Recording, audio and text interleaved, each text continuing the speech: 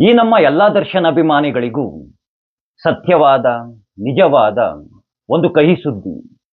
ಇದನ್ನ ನೀವುಗಳೆಲ್ಲ ಸತ್ಯ ಅಂತ ಒಪ್ಕೊಳ್ಳೇಬೇಕು. ದರ್ಶನ್ ರವರು ಯಾವುದೇ ಕಾರಣಕ್ಕೂ ಇನ್ನು ಕಡಿಮೆ ಅಂದ್ರೂ 2 ವರ್ಷಗಳ ಕಾಲ ಜೈಲಿನಿಂದ ಹೊರಗಡೆ ಬರೋದಕ್ಕೆ ಸಾಧ್ಯವಾಗೋದೇ ಇಲ್ಲ. ಸುಮ್ಮನೆ ಈ ನಮ್ಮಲ್ಲಿರುವಂತಹ ಕೆಲವೊಂದಷ್ಟು ಜನರು ತಮ್ಮ ತಮ್ಮ ಬಾಯಿ ಚಪಲಕ್ಕೆ ಮೀಡಿಯಾಗಳ ಮುಂದೆ ಬಂದು ದರ್ಶನ್ ರವರು ಯುಗಾದಿಯ ದಿನದಂದು ಬಿಡುಗಡೆಗೊಳ್ತಾರೆ, ಇನ್ನೊಂದು 15 ದಿನದಲ್ಲಿ ಬಿಡುಗಡೆಗೊಳ್ತಾರೆ, ಇನ್ನೊಂದು 30 ದಿನಗಳಲ್ಲಿ ಬಿಡುಗಡೆಗೊಳ್ತಾರೆ ಅಂತೆಲ್ಲ ಸುಮ್ಮನೆ ತಮ್ಮ ತಮ್ಮ ಬಾಯಿ ಚಪಲಕ್ಕೆ ತಮ್ಮ ಪ್ರಚಾರಗಳಿಗೆ ಹೇಳಿಕೆಗಳನ್ನು ನೀಡ್ತಾ ಇದ್ದಾರೆ ಅಷ್ಟೇನೆ. ನೋಡಿ, ಈ ರೇಣುಕಾ ಸ್ವಾಮಿಯ ಹತ್ಯೆಯ ಪ್ರಕರಣದಲ್ಲಿ ನೇರವಾಗಿ, ಪ್ರತ್ಯೇಕವಾಗಿ, ಪ್ರತ್ಯಕ್ಷವಾಗಿ, ಪರೋಕ್ಷವಾಗಿ 231ರಿಂದ 233 ಸಾಕ್ಷಿಗಳಿದ್ದಾವೆ.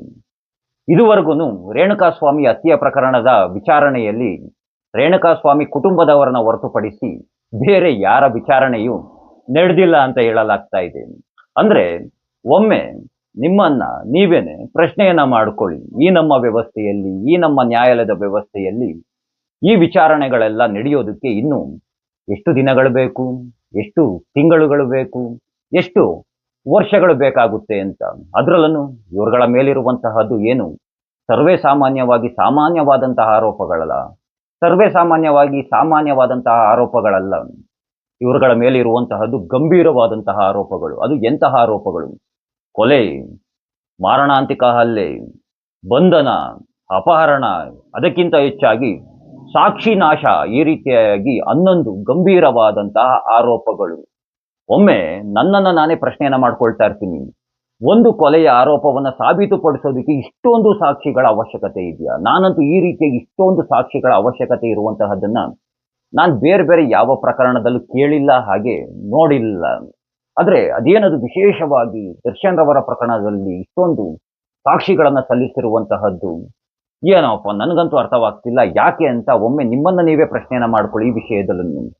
ನೋಡಿ, ದರ್ಶನ್ ಮತ್ತೆ ಅವರ ಏನು ಗ್ಯಾಂಗ್ ಇದೆ, ಯಾರು ಆರೋಪಿಗಳಿದ್ದಾರೆ, ಅವರ ಮೇಲಿರುವಂತಹ ಆರೋಪಗಳು ಸಾಬೀತಾದ್ರೆ ಅಪರಾಧಿಗಳಾಗ್ತಾರೆ ಆರೋಪಿಗಳೆಲ್ಲ, ಮತ್ತೆ ಜೈಲಿಗೆ ಹೋಗ್ತಾರೆ.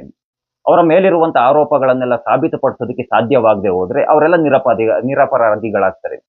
ನಿರಪರಾಧಿಗಳಾದ್ರೂ ಸಹ ಈಗಾಗ್ಲೇನೆ 1 ವರ್ಷ ದರ್ಶನ್ ರವರು ಜೈಲಿನಲ್ಲಿ ಕಳೆದು ಬಿಟ್ಟಿದ್ದಾರೆ. ಅಂದ್ರೆ 317 ದಿನನೋ 18 ದಿನನೋ ಆಗಿರ್ಬೇಕು ಅಂತ ತಿಳ್ಕೊಳ್ತೀನಿ.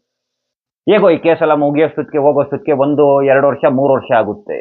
ಇವರು ನಿರಪರಾಧಿ ಅಂತ ಸಾಬೀತಾದ್ರೂ ಸಹ 2 ವರ್ಷ, 3 ವರ್ಷ ಜೈಲಿನಲ್ಲಿ ಉಳಿಯುವಂತಹದ್ದು ಆಗ್ಬಿಡುತ್ತೆ.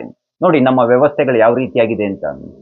ನಮ್ಮಲ್ಲೇ ಕೆಲವೊಂದಷ್ಟು ಜನ ಪ್ರಶ್ನೆಯನ್ನ ಮಾಡುವುದು, ಬೇಲ್ ತಗೋಬೋದಲ್ವಾ, ಬೇಲ್ ತಗೊಂಡು ಹೊರಗಡೆ ಬರ್ಬೋದಲ್ವಾ ಅಂತ. ಈಗಾಗಲೇ ನೀವೆಲ್ಲ ನೋಡಿದ್ದೀರಾ, ಈ ನಮ್ಮ ಘನತೆತ್ತ ರಾಜ್ಯ ಸರ್ಕಾರ ದರ್ಶನ್ ರವರ ಬೇಲನ್ನ ಕ್ಯಾನ್ಸಲ್ ಮಾಡಿಸಲೇಬೇಕು ಅಂತ ತಿಳಿದು ಸುಪ್ರೀಂ ಕೋರ್ಟ್ ತನಕ ಹೋಗಿ, ಅದು ಈ ನಮ್ಮ ದೇಶದಲ್ಲಿರುವಂತಹ ಟಾಪ್ ಅಡ್ವೊಕೇಟ್ಗಳಲ್ಲಿ ಒಬ್ಬರಾದಂತಹ ಅಡ್ವೊಕೇಟ್ನ ನೇಮಕ ಮಾಡಿ ಅವ್ರಿಗೆ ಅದು ಎಷ್ಟೆಷ್ಟು ಹಣವನ್ನ ಕೊಟ್ಟರೋ ನಿಜವಾಗ್ಲೂ ನನಗಂತೂ ಗೊತ್ತಿಲ್ಲ. ದೇಶದ ಟಾಪ್ ಅಡ್ವೊಕೇಟ್ ಅಂತಂದ್ರೆ ಒಮ್ಮೆ ಯೋಚನೆಯನ್ನು ಮಾಡಿ ಎಷ್ಟು ಹಣವನ್ನ ಕೊಟ್ಟಿರ್ಬೋದು, ಎಷ್ಟೆಲ್ಲ ಖರ್ಚು ಮಾಡಿ ದರ್ಶನ್ ರವರ ಬೇಲನ್ನ ಕ್ಯಾನ್ಸಲ್ ಮಾಡಿಸೋದಕ್ಕೆ ಎಷ್ಟು ಪ್ರಯತ್ನಗಳು ನಡೆದಿರ್ಬೋದು. ಈ ರೀತಿಯಾಗೆಲ್ಲ ನಾವು ಸಹ ಯೋಚನೆಯನ್ನ ಮಾಡಲೇಬೇಕಾಗುತ್ತೆ. ಯಾಕಂದ್ರೆ ಏನದು ದರ್ಶನ್ ರವರ ಪ್ರಕರಣದಲ್ಲಿ ವಿಶೇಷವಾದಂತಹ ಏನದು ಕಾಳಜಿಯನ್ನ ವಹಿಸಿ ಇದೊಂದು ಪ್ರಕರಣದ ಬಗ್ಗೆ ಹೆಚ್ಚು ಗಮನವನ್ನ ಇಟ್ಕೊಂಡು ಈ ಪ್ರಕರಣದ ಬಗ್ಗೆ ಇಷ್ಟೊಂದು ತಲೆ ಕೆಡಿಸ್ಕೊಂಡು ಕೂತಿರೋದು. ನಮ್ಮಲ್ಲಿ ಎಷ್ಟೊಂದು ತುಂಬಾ ಕೊಲೆಗಳಾಗಿದ್ದಾವಪ್ಪ, ಎಷ್ಟೊಂದು ಮರ್ಡರ್ಗಳಾಗಿದ್ದಾವೆ. ಆ ಕೊಲೆ ಕೇಸ್ಗಳನ್ನೆಲ್ಲ ಯಾಕೆ ಈ ರೀತಿಯಾಗಿ ತೆಗೆದುಕೊಂಡು ಹೋಗೋದಿಲ್ಲ ಅಂತಂದ್ರೆ ಹೇಳುವಂತಹದ್ದು ಉತ್ತರ ಒಂದೇನೆ, ಇದು ಒಂದು ಹೈ ಪ್ರೊಫೈಲ್ ಸೆಲೆಬ್ರಿಟಿ ದರ್ಶನ್ ಅಲ್ಲ. ಸೆಲೆಬ್ರಿಟಿ ಕೊಲೆ ಮಾಡಿದ್ರು ಕೊಲೆನೆ, ಯಾರೋ ರೋಡಲ್ಲಿ ಹೋಗ್ತಿದ್ದವನು ಒಬ್ಬ ಕೊಲೆ ಮಾಡಿದ್ರು ಕೊಲೆನೆ. ಹೀಗಿರುವಾಗ ಸೆಲೆಬ್ರಿಟಿ ಅಂತೆ, ಸಮಾಜದ ಮೇಲೆ ತಪ್ಪು ಸಂದೇಶ ಹೋಗ್ಬಾರ್ದು, ಹಾಗಾಗಿ ಈ ರೀತಿಯಾಗಿ ಮಾಡ್ತಾ ಇದೀವಿ, ಆ ರೀತಿಯಾಗಿ ಮಾಡ್ತಾ ಇದೀವಿ ಅಂತ ಕೆಲವೊಂದಷ್ಟು ಜನ ಈ ಸರ್ಕಾರದ ಅಭಿಮಾನಿಗಳಿದಾರಲ್ಲ ಅವ್ರುಗಳು ಹೇಳ್ಕೊಳ್ತಾ ಇದ್ದಾರೆ. ಏನೋ ಒಟ್ನಲ್ಲಿ ನನಗನ್ನಿಸ್ತಾ ಇರುತ್ತೆ ಕೆಲವೊಂದು ಬಾರಿ ಈ ನ್ಯಾಯಾಲಯದ ಸಮಯವನ್ನ ಹಾಳು ಮಾಡಿ, ಅಂದ್ರೆ ನನಗನ್ನಿಸ್ತಾ ಇರೋದು ನ್ಯಾಯಾಲಯದ ಸಮಯವನ್ನ ಹಾಳು ಮಾಡಿ ಸಾಧ್ಯವಾದಷ್ಟು ಎಷ್ಟು ಸಾಧ್ಯವಾಗುತ್ತೋ ಅಷ್ಟು ದಿನಗಳ ಕಾಲ ದರ್ಶನ್ನ ಜೈಲಿನಲ್ಲೇ ಇಡುವಂತಹ ಪ್ರಯತ್ನಗಳೇನಾದ್ರೂ ನಡೀತಿದೆಯಾ ಅಂತ. ಈ ನ್ಯಾಯಾಲಯದ ಏನು ವ್ಯವಸ್ಥೆ ಯಾವ ರೀತಿಯಾಗಿದೆ ಅಂತಂದ್ರೆ ನೋಡಿ, ಆ 231, 33 ಪ್ರತ್ಯೇಕ, ಪರೋಕ್ಷ, ಡಿಜಿಟಲ್ ಸಾಕ್ಷಿಗಳು, ಈ ರೀತಿಯಾಗಿ ಏನೆಲ್ಲ ಸಾಕ್ಷಿಗಳಿದಾವೆ ಈ ಸಾಕ್ಷಿಗಳ ವಿಚಾರಣೆ ನಡೆಯೋದು, ಅದರಲ್ಲಿ ಪೊಲೀಸ್ ಅಧಿಕಾರಿಗಳು ಬರ್ತಾರೋ, ಇಲ್ಲ ನ್ಯಾಯಾಧೀಶರೇ ಬದಲಾಗ್ತಾರೋ, ಅಥವಾ ಸರ್ಕಾರಿ ಅಧಿಕಾರಿಗಳು ಎಲ್ಲೆಲ್ಲಿ ಹೋಗ್ತಾರೋ, ದರ್ಶನ್ ಪರವಾಗಿ ಸಾಕ್ಷಿಗಳು ಹೇಳ್ತಾರ, ದರ್ಶನ್ ವಿರುದ್ಧವಾಗಿ ಸಾಕ್ಷಿಗಳು ಹೇಳ್ತಾರ, ಪ್ರತ್ಯಕ್ಷವಾಗಿ ನೋಡಿದವನು ನಾನು ನೋಡೇ ಇಲ್ಲ ಅಂತ ಹೇಳ್ತಾನ, ಇಲ್ಲ ಕೇಳಿಸ್ಕೊಂಡೇ ಇಲ್ಲ ಅಂತ ಹೇಳ್ತಾನೆ, ಏನೇನಾಗುತ್ತೋ ಏನೋ ಗೊತ್ತಿಲ್ಲ. ಒಟ್ನಲ್ಲಂತೂ ಈ ಕೇಸ್ನ ಎಷ್ಟು ಸಾಧ್ಯವಾಗುತ್ತೋ ಅಷ್ಟು ಎಳೆಯುವಂತಹ ಕೆಲಸವನ್ನ ಮಾಡ್ತಾ ಇದ್ದಾರೆ. ಈ 1 ವರ್ಷದ ತನಿಖೆಯ ನಂತರ ಸುಮಾರು 4613-14 ಪುಟಗಳ ಚಾರ್ಜ್ ಶೀಟ್ ಸಲ್ಲಿಸಿದ್ದಾರೆ ಅಂತ ಅಂದ್ಬಿಟ್ಟು ಗೊತ್ತಾಗ್ತು. ಅಂದ್ರೆ 3000 ಚಾರ್ಜ್ ಶೀಟ್ ಪ್ಲಸ್ ಒಂದು 1600-1300 ಇನ್ನೂ ಹೆಚ್ಚುವರಿ ಪುಟಗಳು, ಅಂದ್ರೆ ಇನ್ನೂ ಎಕ್ಸ್ಟ್ರಾ ಎಲ್ಲ ಸೇರಿಸಿ ಚಾರ್ಜ್ ಶೀಟ್ನ ಸಲ್ಲಿಸಿದ್ದಾರಂತೆ. ಏನು ನೋಡೋಣ, ಈ ನಮ್ಮ ವ್ಯವಸ್ಥೆಯಲ್ಲಿ ಅದು ಎಲ್ಲಿಗೆ ಹೋಗುತ್ತೆ, ಎಲ್ಲಿಗೆ ನಿಲ್ಲುತ್ತೆ, ಕಾದು ನೋಡಲೇಬೇಕು. ಇನ್ನೇನು ಮಾಡೋದಕ್ಕಾಗೋದಿಲ್ಲ.